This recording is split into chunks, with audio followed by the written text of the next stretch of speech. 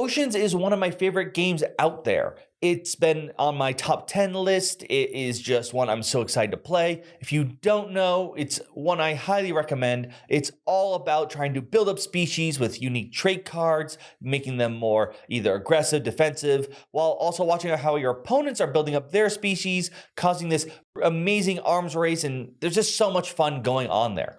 But what we're here to talk about is the new expansion for Oceans, Legends of the Deep.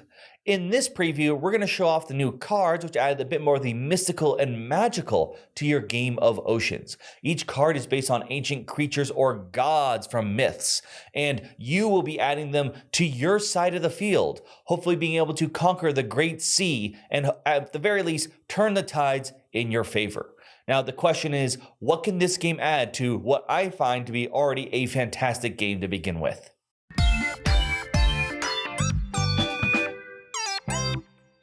These are the legend cards. This is the main component added to the game. They will feature ancient creatures or different gods, and you will gain these cards to give you very strong benefits and powers throughout the game. During setup, you're going to deal 4 cards to each player. Each player is going to choose 1 card to add to their hand, passing the other 3 to the left. You will then receive the cards being passed to you and repeat the process until you are able to have 4 cards in your hand. These cards will stay in your hand in addition to the regular trait cards during the game. On your turn, you may play one of these legend cards to the field, similarly to how you would play a deep card. You'll pay the cost in the bottom corner, placing it out onto the field.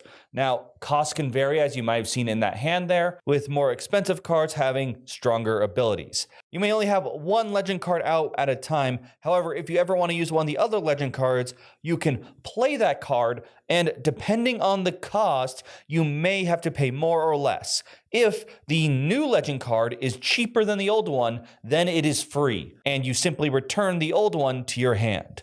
If you play a card that is higher than the old one, you have to pay the difference, so in this case 2, and then take the old one back to your hand. You'll never lose the legend card you have, just only having 1 out at a time.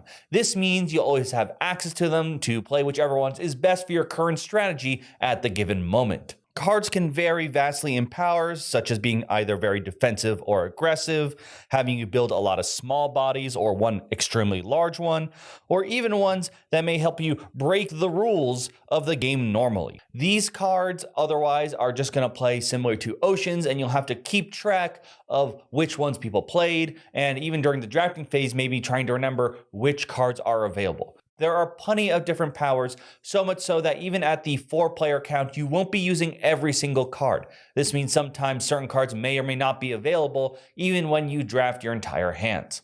You can use this to your advantage. If you know, for example, the card I showed earlier, the Leviathan, isn't being used, you won't have to worry about a giant, huge monster coming to wreck everyone's day. That also being said, depending on the drafting experience and what cards you know are being pulled and then maybe passed to you, depending on player count, you can try to strategize your own hand and maybe get special combinations going. In particular, for example, the big one for me was Olakun, whose power allows you to have multiple legend cards out on the field at once. I may have abused this just a little bit and was able to get a bunch of aggressive legend cards, and with all of them out, including the Leviathan, I pretty much made Godzilla. Now, in terms of actually how I feel about the gameplay of this is all it. There isn't like a lot much or else. You're still playing a lot of Oceans. You just have these big cards that are just out that you have to keep track of. It adds a lot more, I think, complexity. It's very interesting. Actually, because you draft them, you know which legends are in play.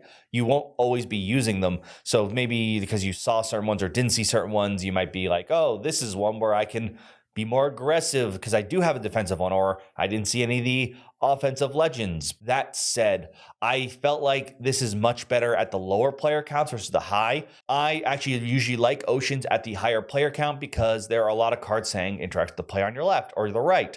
So having more players means there's someone that you can't directly interact with. So I think there's a bit more, it's more interesting to see what happens there.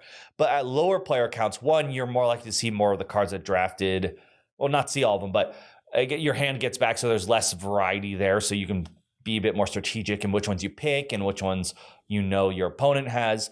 But also, it pretty much gives a much more of an interesting mixture in what's going on. With one exception, by the way, this legend, I pretty much am going to say has to go in if you play with legends at the 4 count, because its power is it pretty much lets you jump a player for any of the abilities that go left and right.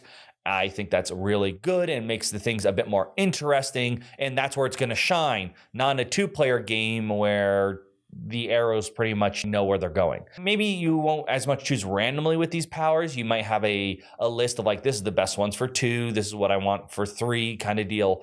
But there's still enough there to have a lot of interesting powers and abilities. I, of course, am a sucker for all the artwork. Oceans is already great, but seeing mystical creatures, they're also cool. And a lot of them are not ones that I generally recognize. They didn't just take the, let's put in 50 dragons and the sea serpent and kraken. The kraken's in there, just like the base game, but they pulled from all over the world. In fact, once again, preview prototype, the little prototype rulebook here, it came with a bunch of descriptions about where these creatures originally come from and the little things about their ability and also clarifications. Hopefully that will be in the final version of the game itself, not just for the clarifications, because that's very good, but I really love those little like, well, this is actually the origin of this creature. So I really like that.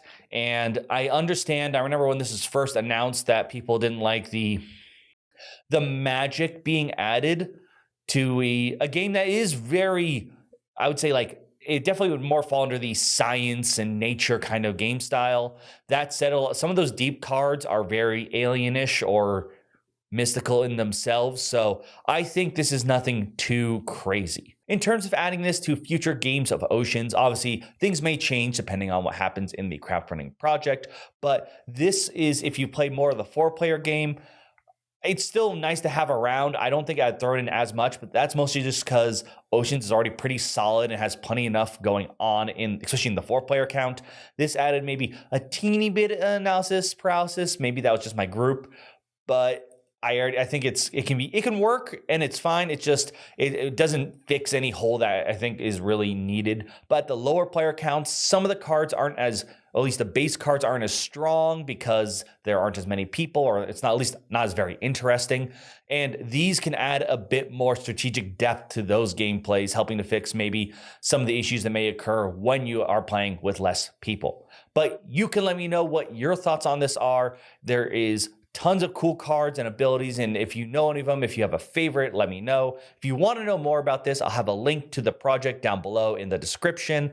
Of course, if you want to know more just about Oceans, I should have mentioned this earlier, we already have a how to play and a review you can go watch so you can see why I like Oceans so much.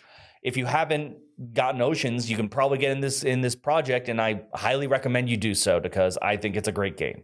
Let me know your thoughts on all this, and thank you so much for watching this preview. And of course, check out the project, and if you can, share and like this with someone if you think they would be interested. But for now, I'm Will, and this has been Roll for Crit.